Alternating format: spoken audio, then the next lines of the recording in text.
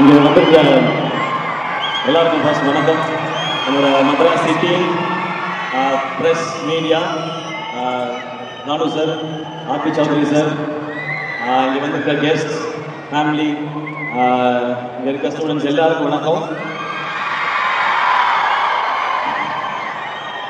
நான் விழும்போது கை கொடுத்து எழும்போது என்னை தூக்கி விடுற என்னுடைய ஃபேன்ஸான என் பிரதர்ஸ் அண்ட் சிஸ்டர்ஸ் எல்லாருக்கும் வணக்கம், நன்றி. ஃபர்ஸ்ட் எல்லாருக்கும் ஒரு தேங்க்ஸ் சொல்லிக்கிறேன். இதுக்கு முன்னாடி அமரனுக்கு நீங்கள் கொடுத்த வரவேற்புக்கு ரொம்ப பெரிய நன்றி. இது அமரனுக்கு அடுத்த படம் மதராசி.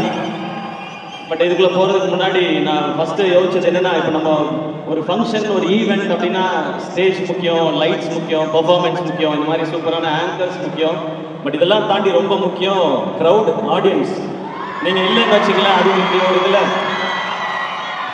இப்போ ஆடியோ லான்ச்சுக்கு என்ன ஆயிடுச்சுன்னா, க்ரௌடு முக்கியன்றதை விட அந்த வென்யூ முக்கியமாயிடுச்சு.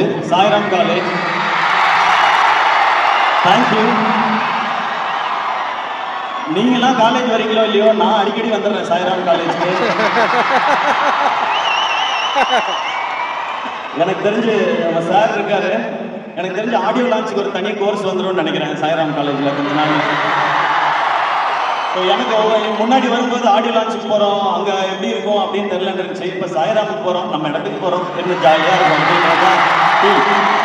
இது நான் சும்மா நீங்கள் கை தட்டுறீங்க அப்படின்றதுக்கு சொல்லலை. இங்கே இருக்கிற இந்த ஹீட்டில், இந்த வேர்வையில் கடந்த 4 மணி நேரமாக நீங்கள் ஒரு எனர்ஜி கொடுத்துட்டு இருக்கீங்கல்ல, வேற லெவல்.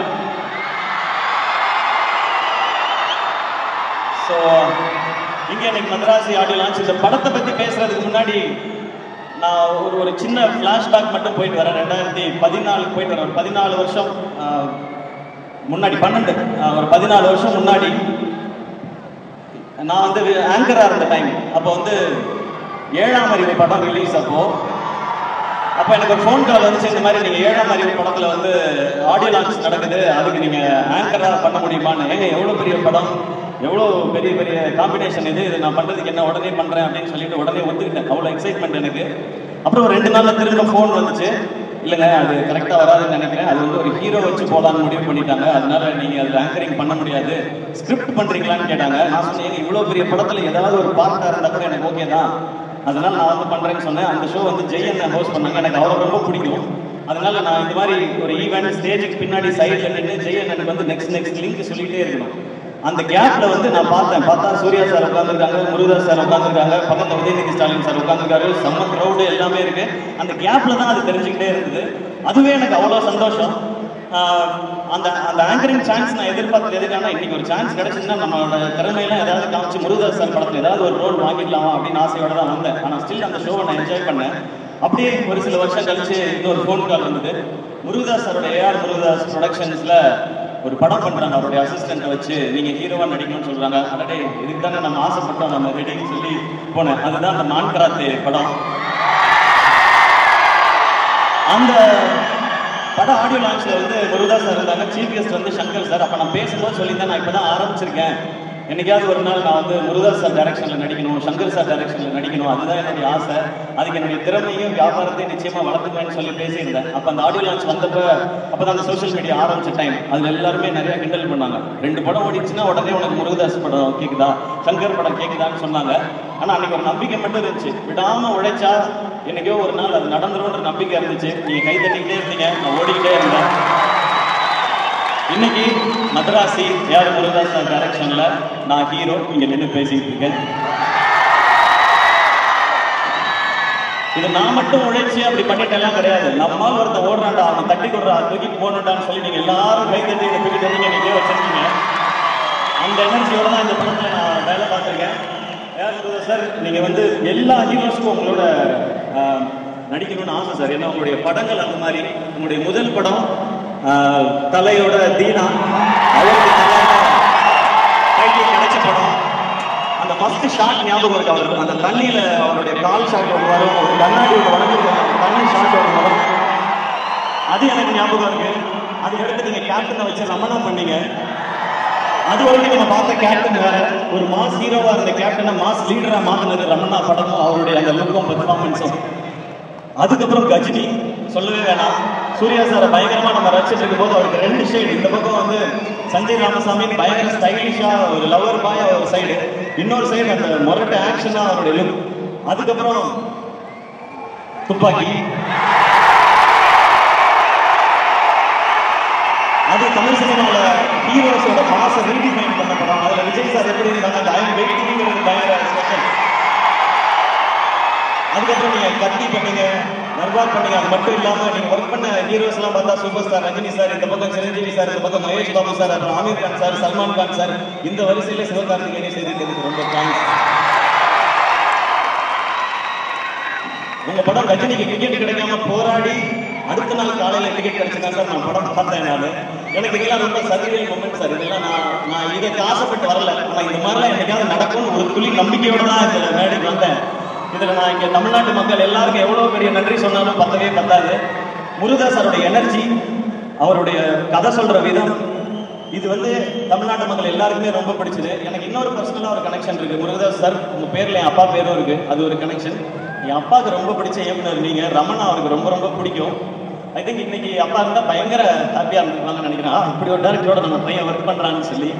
உங்களோட படத்துல இருக்க விஷுவல் ஆகட்டும், ஹீரோயிசம் ஆகட்டும், சாங்ஸ் ஆகட்டும், பஞ்சஸ் ஆகட்டும், ஃபைட் எல்லாமே ரொம்ப ஸ்பெஷல் சார். இது நீங்க ஒரு இன்டர்வியூல சொல்லியிருந்தீங்க, என்கிட்டயே சொன்னீங்க. இந்த கதை ரொம்ப வருஷத்துக்கு முன்னாடி SRKக்கு சொன்னேன் அப்படின்னு சொன்னீங்க.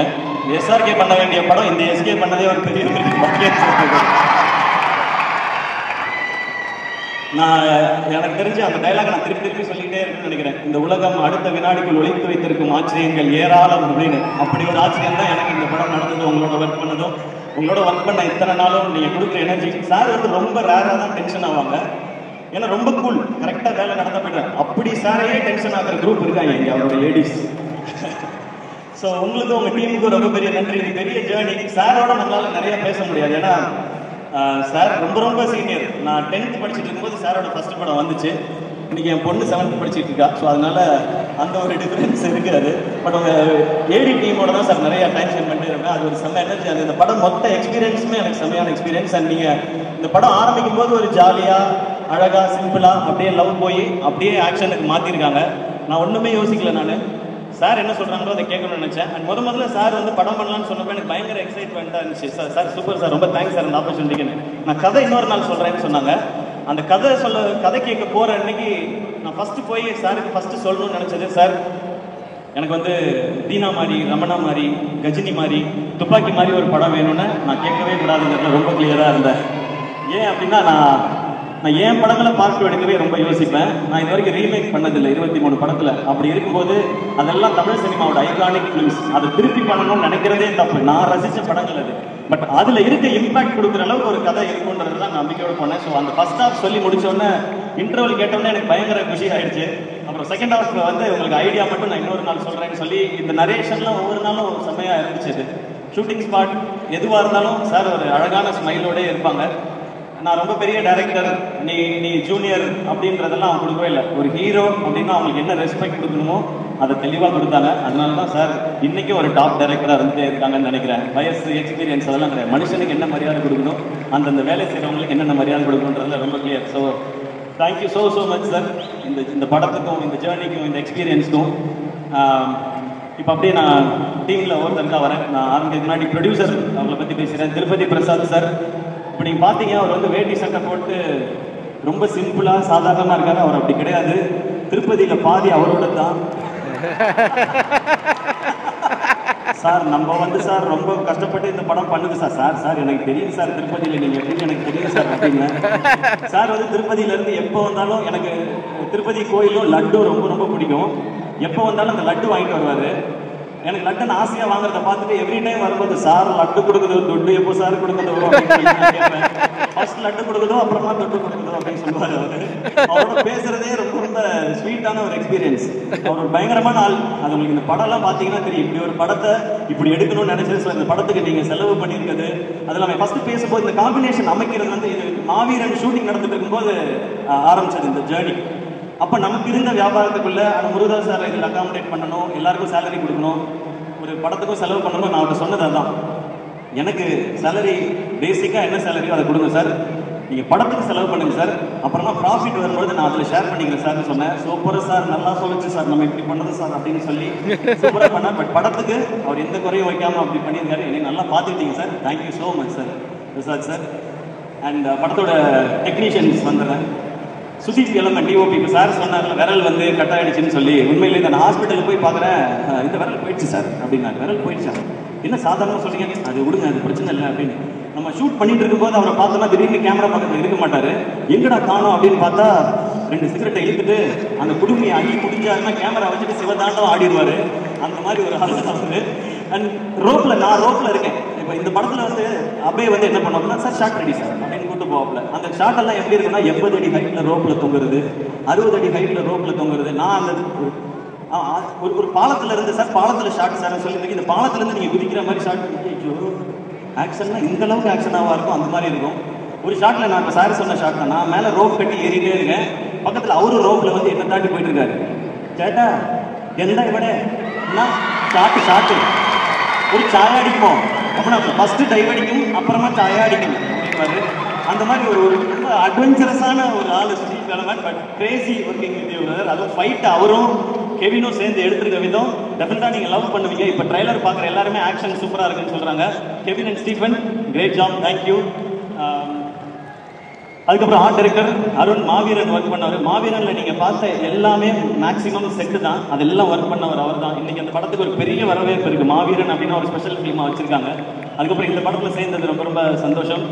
அண்ட் அடுத்து நான் வரப்போகிறது artist Vikram brother, Shabeer brother, இவங்களோடலாம் ஒரு சூப்பர் எக்ஸ்பீரியன்ஸ். அண்ட் இந்த படத்தில் பிஜு மேனன் சார் நடிக்கிறாருன்னா பயங்கர எக்ஸைட் ஆகிட்டேன். ஏன்னா எல்லாரும் மாதிரியும் நானும் ஐயப்படும் கோஷியமுக்கு பயங்கரமான ஃபேன். அதுலேயும் அந்த செருப்பை கழட்டி விட்டுட்டு ஒரு ஷாட் போவார்ல, அதெல்லாம் பார்த்து நம்ம பயங்கர பேஜாராக இருக்கும். ஷூட்டுக்கு வருவார், அவர் ஷூட்டில் நடந்து வரும்பொழுது வந்து ஹாய் ஹலோ அப்படின்னு சொல்லுவார். நமக்கு பக்கம் இருக்கும் அந்த மாதிரி ஒரு வாய்ஸ், ஒரு ப்ரெசன்ஸ். பட் பேசினா ஒரு ஒரு ஒரு க்யூட்டான ஒரு பேபி, அவ்வளோ நல்ல ஹார்ட் அவருக்கு. இந்த படம் பண்ணிட்டு இருக்கும்போது ப்ரொடக்ஷனில் ஒரு படம் ரிலீஸ் ஆச்சு, கொட்டுக்காளி ரிலீஸ் ஆச்சு. அப்போ அவர் என்கிட்ட வந்து சொன்னார், டக்குனு வந்து படம் ரிலீஸ் இல்லை அப்படின்னா. ஆமாம் சார், கேரளாவில் என்ன ப்ரமோஷன்னாலும் என்ன கூப்பிடுங்க, நான் வந்து பண்ணித்தரேன் அப்படின்னாரு. தேங்க்யூ ஸோ மச் சார், ஒரு கிரேட் பர்சன் சார். உங்களோட ஒர்க் பண்ணது, கற்றுக்கிறது, வாய்ஸை எப்படி ஒரு சீனுக்கு யூஸ் பண்ணோங்கிறத நான் அவர் நடிக்கும்போது பார்த்துட்டே இருந்தேன். Thank you so much sir. இந்த படத்தில் நீங்கள் நடித்தது, உங்கள் கூட நான் நடித்தது எனக்கு ரொம்ப ரொம்ப சந்தோஷம் சார். அண்ட் இந்த படத்தில் ராஜேஷ்னு சொல்லிட்டு எனக்கு இந்த கேரக்டருக்காக ஆக்டிங் ட்ரைனிங் பண்ணி கொடுத்தார் ராஜேஷ். அவர் இந்த படத்தில் நடிச்சிருக்காரு. இதுக்கு யாராவது ஒருத்தர் அப்படி வேணும்னு சார் கேட்கும்பொழுது எனக்கு ரொம்ப சந்தோஷமா இருந்துச்சு. இப்போ யாராவது ஒருத்தர் நம்மளுக்கு கைட் பண்ண நல்லா, சாரோட ஸ்கிரிப்ட், அவருடைய டைரக்ஷன் எல்லாம் என்னை எவ்வளோ நல்லா பெர்ஃபார்ம் பண்ண வச்சோம். படம் பார்த்து உங்களுக்கு பிடிச்சதுன்னா அதில் ஒரு பங்கு ராஜேஷ் அவர்களுக்கும் இருக்குது. Thank you so much Rajesh. நான் கூடவே இருந்து அவ்வளோ பார்த்துக்கிட்டாரு டப்பிங் வரைக்கும். தேங்க்யூ. அண்ட் ருக்மிணி, இந்த படம் மதராசின்றது ஒரு ஒரு ஒரு மேட்னஸ், ஒரு ஆக்ஷனாக இருக்கட்டும், லவ்வாக இருக்கட்டும், அது ஒரு மேட்னஸ். அது லவ் எவர் கிரீன். தியாகராஜ பாகவதர் காலத்தில் ஆரம்பித்து அனிருத் அவர்களுடைய காலம் வரைக்கும் லவ்ங்கிறது வந்து எப்போவுமே எவர் கிரீனாக இருக்கிறது. அந்த காலத்துலலாம் லவ் ரொம்ப நல்லா இருந்துச்சுப்பா. இந்த காலத்தில் இந்த ஜென்சி பசங்க லவ்வே சரியில்லைப்பா, அவனுங்க அப்படிலாம் கிடையவே கிடையாது. எல்லா காலத்துலேயும் லவ்ங்கிறது பியூர். லவ் பண்ணுற பசங்களாகட்டும், லவ் பண்ணுற பொண்ணுங்களாகட்டும், உண்மையாக ஒரு பார்ட்னர் கிடைச்சிட்டா அவங்களுக்காக என்ன எக்ஸ்ட்ரீமுக்கும் போவாங்க, என்ன வேணாலும் செய்வாங்க. அப்படி அப்படி உண்மையாக ஒரு லவ் கிடைச்சா அந்த மாலதிங்கிற பொண்ணுக்காக ரகு என்ன எக்ஸ்ட்ரீம் வரைக்கும் போவான் அந்த பொண்ணுக்காக அப்படின்றது தான் இதனுடைய ரொம்ப கோர். கதையை ஒன்றும் ரொம்ப சொல்லலை சார், அதான் சொல்லிட்டேன். அப்புறம் என்ன நினைக்கிறேன் சார், அவ்வளோ நிறுத்திக்கிறேன் சார். நான் அதுக்கு ஒரு கேரக்டர் வேணும்போது சார் சொன்னாங்க ருக்மிணி இந்த ரோலை பண்ணுறாங்க அப்படின்னு சொன்னாங்க. ஏன்னா அந்த லவ்ன்றது அந்த அந்த ஹீரோயினையோ அந்த பொண்ணையோ நமக்கு ரொம்ப பிடிக்கும். ஏன்னா ரியல் லைஃப்ல பார்த்தீங்கன்னா ஒரு பையன் தான் ஹீரோவா உணர்றதே ஒரு பொண்ணு அந்த பையனை திரும்பி பார்க்கும்போது தான். அந்த பொண்ணு அவனை லவ் பண்ணும்போது தான் அவன் தான் ஒரு ஹீரோன்னு நினைச்சு இருப்பான். அதுவும் ஒரு பொண்ணு காலத்துக்கும் நான் அவன் கூடயே வரேன்னு கையை பிடிச்சிட்டான்னா அவன் சூப்பர் ஹீரோ தான் அது. ஸோ அப்படி ஒரு கேரக்டர் ஒரு பொண்ணு இருக்கணும்னா அதுக்கு ருக்மிணின்னு சொல்லும்போது நான் அந்த டைம் தான் சப்தசாகரதாச்சு செல்வ பார்த்துருந்தேன். கரெக்டாக சொல்கிறேன்னா ஓகே, அதில் சைடியே பார்த்துருந்தேன் நான். அப்புறம் இவங்க அந்த கேரக்டருக்கு ரொம்ப நல்லா இருப்பாங்க. இந்த படம் பார்க்குற எல்லாருக்கும் மாலதியை ரொம்ப பிடிக்கும். அவங்கள பார்த்தா இந்த பொண்ணுக்காக என்ன வேணா செய்யலாம்னு தோணும். அப்படியான ஒரு கேரக்டர் தான். ஸோ ருக்மிணி அவங்க ஷூட்டிங்கில் எப்படின்னா படிச்சுட்டே இருப்பாங்க, புக்கு படிச்சுட்டே இருப்பாங்க. நான் சும்மா ஏமாத்துறாங்க புக்கெல்லாம் வச்சுக்கிட்டு அப்படின்னு நினச்சேன். அப்புறம் பார்த்தா எழுதுவாங்க. ஒரு நாள் போய் கேட்டேன், என்னங்க எழுதுறீங்க அப்படின்னு கேட்டேன். இல்லை என்னோட எக்ஸ்பீரியன்ஸு ஷூட்டிங்கில் நடக்கிற தாட்லாம் நான் எழுதுறேன்னு சொன்னாங்க. ஓ படிக்கிற பொண்ணுடோ அப்படின்னு சொல்லி நான் முடிவு பண்ணிட்டேன். நீங்கள் காலேஜ்லலாம் பார்த்துருப்பீங்க, ஒரு பொண்ணு எல்லா இடத்துலையும் படிக்கும், பஸ்ஸில் படிக்கும், பஸ் ஸ்டாப்பில் படிக்கும், எல்லா இடத்துலையும் படிச்சுட்டே இருக்கும். ஈஸி ட்ரிபிள் பொண்ணுங்களாம் இருப்பாங்க, அவங்களாம் படிச்சுட்டே அந்த மாதிரி தான் அவங்க தான் ஆனால் பெர்ஃபார்ம் பண்ணுவாங்க. அந்த மாதிரி அவங்களும் அந்த மாதிரி பெர்ஃபார்ம் பண்ணியிருக்காங்க. Very happy to work with you.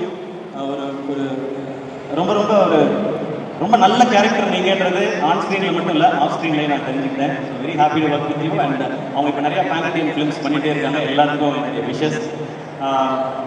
அவங்களை தொடர்ந்து அடுத்து நான் பேச போகிறது என்னுடைய உயிர் நண்பன், rock star, the most eligible bachelor, Anirudh. ஆக்சுவலாக அனி சாரும் நானும் பண்ணுற 8வது படம் அவர் சொன்ன மாதிரி நாங்கள் 8 படம் பண்ணியிருக்கோம். அது இல்லாமல் ஏகப்பட்ட ப்ரோமோ வீடியோ பண்ணியிருக்கோம். பட் இந்த இந்த எக்ஸ்பீரியன்ஸ் வந்து எங்கள் 2 பேருக்குள்ள இருக்கிறது வந்து ஒரு ஹீரோ, மியூசிக் டைரக்டர், ஒரு ஆர்டிஸ்ட், டெக்னீஷியன் அப்படி இருந்ததே கிடையாது. இது என்றைக்குமே அந்த ஃப்ரெண்டுன்றதுக்கும் ஒரு ஸ்டெப் மேலேன்னு நினைக்கிறேன். எனக்கு அவர் அவ்வளோ பிடிக்கும். எதிர்நீச்சல் கிட்டானப்ப நான் போய் அவரை சொன்னேன், சார் பாட்டெல்லாம் பயங்கரமாக போட்டீங்க, ஆல் காலேஜ் கேர்ள்ஸ் ஃபாரின் எல்லா பக்கமும் என்னை கொண்டு போய் சேர்த்துட்டீங்கன்னு. அவர் அவ்வளோ ஸ்வீட்டாக திரும்ப ஒரு பதில் சொன்னார், இல்லை சார் நீங்கள் தான் என் பாட்டை கொண்டு போய் பிஎன்சியில் சேர்த்துருக்கீங்கன்னு சொன்னார்.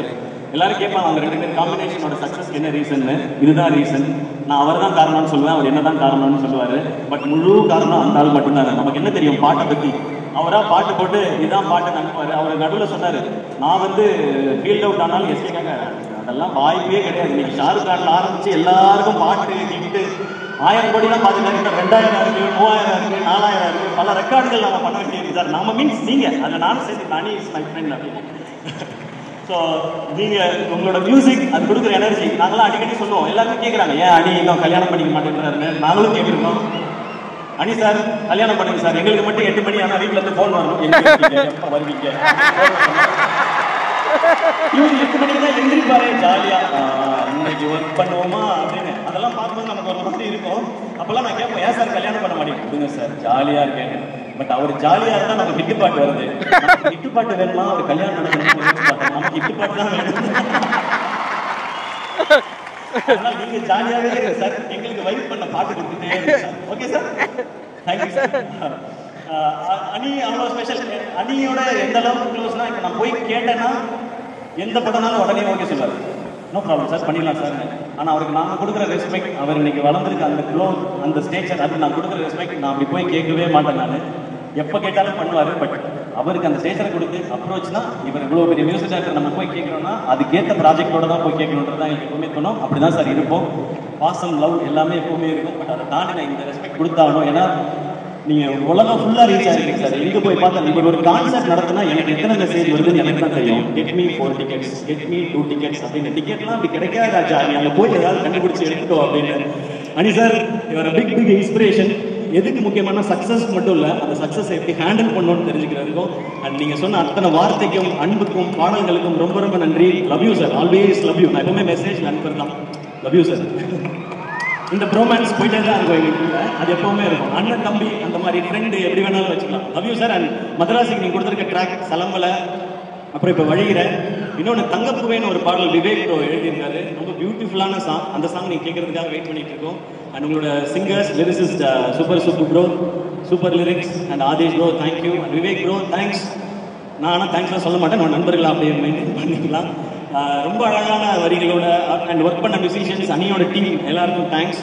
அண்ட் நம்ம மேட்னஸ் இந்த படம்லாம் சொல்லும்போது லவ் அண்ட் ஆக்ஷன் இருக்கு. ஆக்ஷன் இன்னொரு பக்கம் ஒரு பயங்கர மேடான ஒரு ஒர்க் இருக்கு. ஸோ வில்லன் யார் பண்றா அப்படிங்கும்போது சார் சொன்னாங்க வித்யுத் ஜாம்வால் அப்படின்னாங்க. வித்யுத் ஜாம்வாலா, அது எங்க அப்பா பயங்கரமா இருப்பாப்லையே அப்படின்னு சொல்லி தான் எனக்கு தோணுச்சு. அப்போ ஒரு ஷூட்டிங் ஸ்பாட் வந்தப்போ ஃபர்ஸ்ட் டே சந்திக்க போறேன்.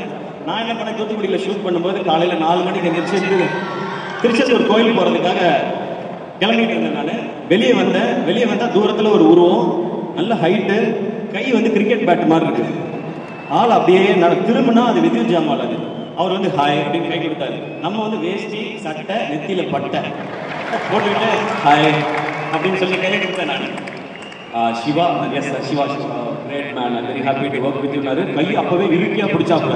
ஐயோ இவர் கூட தான் நம்ம ஃபைட் பண்ணணுமான்னு சொல்லிட்டு ஓகே சார் சி யூ இந்த ஈவினிங் சொல்லிட்டு கோயிலுக்கு போய் நேராக முருகா அந்த மனுஷன் மட்டும் நீ பத்திரமா பார்த்துக்க, ஒரு பஞ்சு மூஞ்சில் விழுந்தாலும் உனக்கு நீ அடையாளம் தெரியாமல் போயிடும், இது ஓம் பொறுப்பு நீ பார்த்துக்கன்னு சொல்லி வந்தேன். அப்புறம் அந்த ஃபைட் வந்துச்சு, கிளைமேக்ஸ் ஃபைட்டு. அப்போ நான் மனசுக்குள்ள நினைச்சிட்டதெல்லாம் ஒன்று தான், அடிக்கிறோமோ இல்லையோ தடுக்கிறோம். லோஜக் மோஜக் இதான் நம்ம தாரக மந்திரம்னு சொல்லிட்டு அங்க போனேன். ஆக்ஷன் பண்ணும்போது அந்த ஆள் தடுக்கிறாப்ல, தடுக்கும் போதே வலிக்குது. நான் பண்ணிட்டு வெளியே வந்து இந்த ஆள் உண்மையிலேயே அடிக்கிறான், இது விடக்கூடாது அப்படின்னு சொல்லி இந்த ஃபைட்டை பயங்கரமா, ஏன்னா ஒரு ப்ரொஃபஷனல், அவர் பயங்கரம் கையை மட்டும் கொடுக்காது நசிச்சு விட்டுருவாரு. இந்த வேலையை வச்சுக்கலாம் அப்படின்னு சொல்லி தான் நம்புவேன். பட் ஃபைட்டை பயங்கரமா பண்ணியாங்க. ஏன்னா ஸ்கிரிப்டோட ரொம்ப பீக் மூமெண்ட், அது கிளைமேக்ஸ் பயங்கரமா இருக்கணும். அப்போ ஓகே நம்ம என்ன மாதிரி பண்ணி ரிஹர்சல் பண்ணியாவது பண்ணிக்கலாம்னு சொல்லி நான் முடிவு பண்ணி இறங்கி ஃபைட் பண்ணிட்டு அப்புறம் அவரே அப்ரிஷியேட் பண்ணார். அப்போ மனசுக்குள்ள நினைச்சிட்டேன், எத்தனை கேப்டன் படம், எத்தனை அர்ஜுன் படம், சரத்குமார் படம்லாம் பார்த்து இதுவுமா நான் ஃபைட்டர் அப்படின்னு சொல்லி அப்படி நின்றுட்டோம். ஒரு மாதிரி அவரோட சேர்ந்து படத்துல பார்க்கும்போது எக்ஸைட்டிங்கா இருக்கும். விஜய் ஜாமாக்கும் தேங்க்யூ ஸோ மச். ஏன்னா அந்த சிங்க் வரணும் ரெண்டு பேருக்கும், இல்லைன்னா கண்டிப்பா ஒன்று ரெண்டு அடி விடும். அப்படியே விழுந்துச்சு, ரெக்கவர் ஆகிறது 2-3 நாள் ஆச்சு. பதிலுக்கு அவருக்கும் 2-3 விழுந்திருக்கும். நம்மளும் அதை பண்ணியிருப்போம் இல்லையா? அந்த மாதிரி தானே நம்ம ஸ்கூல்ல கில்லுனாலே சும்மா இருக்குது, திருப்பி கில்றாங்க, நம்ம எப்படி அப்படி விடும். ஸோ அதெல்லாம் நடந்துச்சு. பட் ஒரு ஈவெண்ட் டைம்ல நல்லா வந்திருக்கு நம்புறேன். சார் அப்ரிஷியேட் பண்ணும்போது ரொம்ப சந்தோஷமா இருக்கு. இந்த இந்த இந்த ஷூட்டிங் ஸ்பாட்டே ஒரு மாதிரி நமக்கு ஒரு ரொம்ப சரியலான எக்ஸ்பீரியன்ஸ் தான். ஏன்னா அவங்க எல்லாருக்கும் தெரியும் எனக்கு துப்பாக்கி படம் எவ்வளோ பிடிக்கும்னு சொல்லி. அந்த டைம்ல போட்ட ட்வீட் ஒன்று இருக்கு, இன்னைக்கு தேதியில கையில துப்பாக்கி வச்சிருக்கவனோட துப்பாக்கி டிக்கெட் வச்சிருக்கவன் தான் பெரிய ஆளு. ஐ காட் FDFS டிக்கெட் ஐ சேன்னு சொல்லியிருக்கேன். அந்த அளவுக்கு எனக்கு அந்த படம் பிடிக்கும். அந்த படம் ட்ரைலர் வரும்போதே எனக்கு அவ்வளோ ஆர்வம். இப்போ ஷூட்டிங்ல யோசிச்சு பாருங்க, எனக்கு இந்த பக்கம் துப்பாக்கி டைரக்டர், இந்த பக்கம் துப்பாக்கி வில்லன், நடுவில் நம்ம, அண்ட் இதுக்கு நடுவில் வந்து விஜய் சார் வந்து அவரோட ஒரு சீன் நமக்கு துப்பாக்கி கொடுக்கணும். இதை எதிர்பார்த்து அன்னைக்கு அந்த ட்வீட் நான் போடல, சார் படத்தில் நடிப்பேன்னு நினைச்சு நான் போடல, இதெல்லாம் நடக்கும்னு நினைச்சு போடல. இது கடவுளும் நீங்களும் கொடுத்தது, இப்படிதான் நடக்கணும்னு நீங்க முடிவு பண்ணிருக்கீங்க, அதுபடி போயிட்டு இருக்கு. ஸோ இது அத்தனைக்கும் அவங்க எல்லாருக்கும் நான் நன்றி சொல்லணும்னு நினைக்கிறேன். அண்ட் இவ்வளவு தூரம் அது பேசிட்டதுனால அந்த ஒரு மேட்டரையே பேசிடலாம் நினைக்கிறேன் நான். ஏன்னா இவ்வளவு தூரம் அப்படியே நார்மலாக தான் இருந்துச்சு. சரி வேணுமா வேணாமான்னு மைண்டில் ஓடிக்கிட்டே இருக்கு. பட் துப்பாக்கி இதெல்லாம் பேசியாச்சு, அதனால நான் அதையும் பேசிடுறேன். இந்த விஜய் சாரோட இந்த சீன் நடிச்சதுக்கு அப்புறம் நிறைய பேருக்கு ரொம்ப சந்தோஷம், ரொம்ப அழகா இருக்கு இந்த சீனுன்னு சொல்லி. நான் அதை பார்க்குற விதம் வந்து நல்லா பண்றேன் தம்பி, நீ இதை இன்னும் நல்லா பண்ணுன்னு அவர் தட்டி கொடுக்குறதா தான் நான் பார்த்தேன். ஆனால் ஒரு சிலர் என்ன சொல்ல ஆரம்பிச்சிட்டாங்கன்னா, இவர் வந்து அடுத்த தளபதியாக பார்க்குறாரு, இவர் வந்து அந்த தளபதியாக பார்க்குறாரு, இந்த தளபதியாக பார்க்குறாரு, குட்டி தளபதி, திடீர் தளபதி அப்படின்லாம் சொல்றாங்க. நான் சொல்லிக்கிறது ஒன்னே ஒண்ணுதான், நான் அப்படி நினைக்கிற ஆளா இருந்தா அவரும் எனக்கு துப்பாக்கி கொடுத்துருக்க மாட்டாரு, நானும் வாங்கியிருக்க மாட்டேன். அண்ணன் அண்ணன் தான், தம்பி தம்பி தான். இந்த லெவல்லையே நான் புரிஞ்சுட்டு இப்படிதான் இருக்கணும்னு நான் நினைக்கிறேன். இதை இந்த மேடையில தெளிவாகவும் சொல்லிக்கிறேன். ஏன்னா எங்கேயோ சொல்லி பார்த்தேன், அதை சிலர் விடுறதா இல்லை. இப்ப என்ன சொல்றாங்கன்னா, இவர் வந்து அவருடைய ரசிகர்களை பிடிக்கணும்னு நினைக்கிறார். அப்படிலாம் யார் ரசிகர்களையும் யாரும் பிடிச்சிட முடியாது ராஜா. ரசிகர்ன்றது ஒரு பவர், ஒரு பவர். அது விஜய் சார் வந்து இன்னைக்கு நான் படம் லாஸ்ட் படம் நடிக்கிறேன், அடுத்து அரசியலுக்கு போறேன் போது பின்னாடியே அவரோட நீங்க போறாங்க.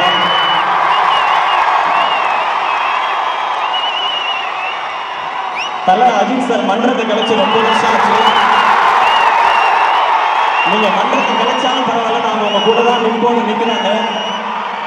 இந்த பக்கம் கமல் சார், அவர் மாதிரி பெர்ஃபார்ம் பண்ண இந்தியாவிலே ஆள் கிடையாது. அவர் வெற்றி தோல்வி இதெல்லாம் விட்டுட்டு உண்மையான கலைஞன், என்னோட கலைஞன், உலகநாயகன் கூட இன்னமும் நிக்கிறாங்க.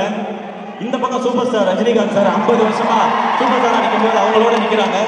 இந்த மாதிரி தான் அனுப்பியிருக்க Surya sir, Vikram sir, Simbu sir, Dhanush sir, எல்லாருக்கும் ரசிகர்கள் இருக்கிறாங்க.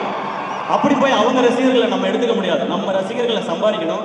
என்னோட ஸ்ட்ரென்த்துக்கு நான் ஏதோ ஒரு 13 வருஷம் போராடி விழுந்து எந்திரிச்சு கஷ்டப்பட்டு நான் கொஞ்சம் பேரை சம்பாதிச்சிருக்கேன். இங்க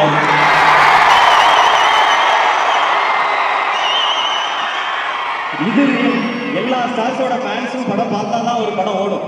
ஆனா ரசிகர்களை நம்ம தான் சம்பாதிக்கணும். அது நான் கஷ்டப்பட்டு நடிக்கணும், உழைக்கணும், என்னோட தவறுகள் எல்லாம் நான் திருத்திக்கணும். அதெல்லாம் சரியா பண்ணா எனக்கும் ரசிகர்கள் சேருவாங்க. இப்ப கொஞ்சம் கொஞ்சமா சேர்ந்துகிட்டு இருக்கீங்க. உங்களுக்கும் எனக்கும் இருக்க கனெக்ஷன் ஒன்னே ஒண்ணுதான். என்னுடைய ஃபேன்ஸ் ஆன என் பிரதர்ஸ் அண்ட் சிஸ்டர்ஸ் உங்களுக்கும் கனெக்ஷன் ஒன்னே ஒண்ணுதான். நான் நல்லா இருக்கணும், என் குடும்பம் நல்லா இருக்கணும், நான் ஜெயிக்கணும்னு நீங்க நினைக்கிறீங்க, அதே தான் நானும் நினைக்கிறேன். நீங்க நல்லா இருக்கணும், உங்க குடும்பம் நல்லா இருக்கணும், நீங்களும் வாழ்க்கையில் ஜெயிக்கணும்னு நான் நினைக்கிறேன். இவ்வளவுதான் நமக்குள்ள இருக்க பாண்டிங். இதுக்குள்ள 1000 விமர்சனம் வரும், அதை பத்தி நம்ம கவலைப்பட வேணாம். நல்ல விமர்சனங்கள் வந்தா நம்ம திருத்திக்கிறதுக்கு எடுத்துப்போம். தேவையில்லாத, ஏன்னா விமர்சனங்கள் பார்க்காத ஆளே கிடையாது. சச்சின் டெண்டுல்கர் எல்லாருக்கும் பிடிச்சவர் தான். அவர் என்ன சொன்னாங்க, 90s வந்தாலே நர்வஸ் ஆயிடுவாரு, அவர் அவுட் ஆயிடுவார். டேய் 100 அடிச்சவனாடா 90 வந்தா நர்வஸ் ஆகிறான், என்னடா பேசுறீங்கன்னு இருக்கும். இந்த பக்கம் இங்க வந்தா ஒரு ஐபிஎல் கொஞ்சம் ஒரு மாதிரி இருக்கும்போது தோனி அவரை பத்தி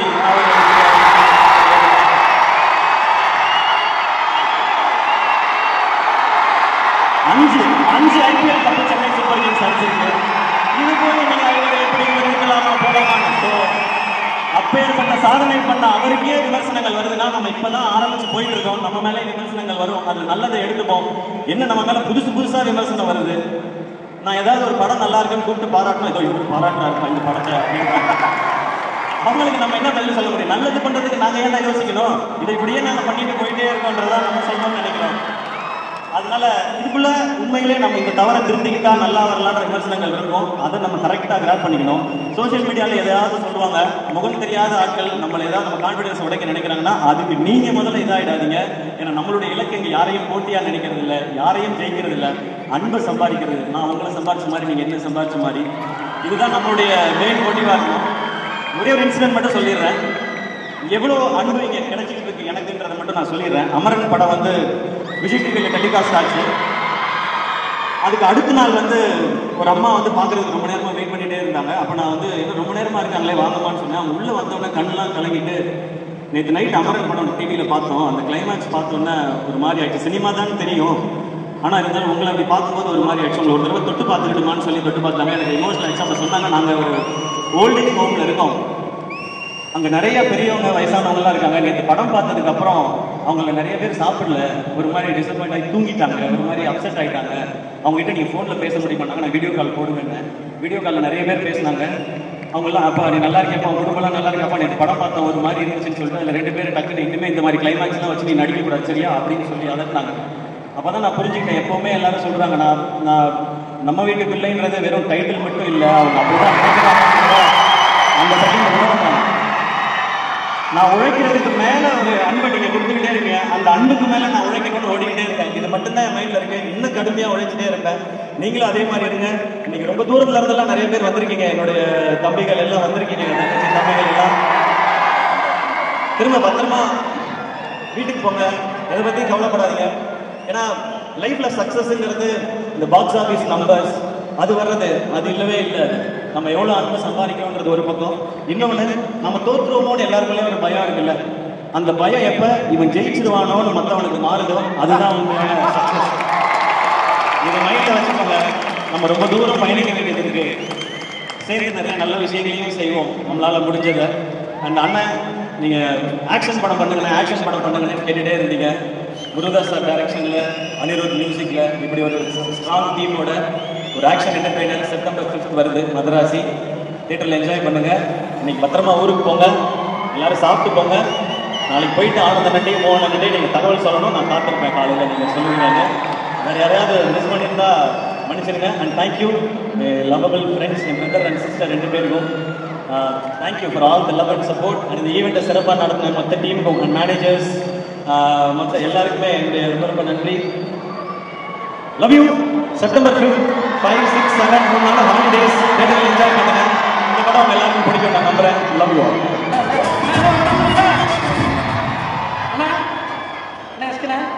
நீங்கள் திரும்பி லவ் யூ சொல்கிறதுலாம் நம்ம ஆங்கராக வந்தோம்னா ஞாபகம் ஆடியன்ஸாக மாற்றி நீங்கள் எவ்வளோ நினைக்கிறீங்க. அப்படி ஒரு அமேசிங்கான விஷயங்கள் இங்கே திரும்பி பார்க்குற 2 பேருக்கும் சேர்ந்து கண் கலங்குது, 2 பேருக்கும் கூஸ் வருது. மீண்டும் ஒரு முறை ஒரு மிகப்பெரிய கைத்தட்டல் உங்களுக்கு கொடுக்கணும் அப்படிங்கிற ஆசை. கலைத்துறையிலும் சரி, நாட்டுத்துறையிலும் சரி, இவ்வளோ பெரிய எக்ஸ்பீரியன்ஸாக இருக்குது. Thank you so much, SK sir, and in the entire cast and crew of Madrasi.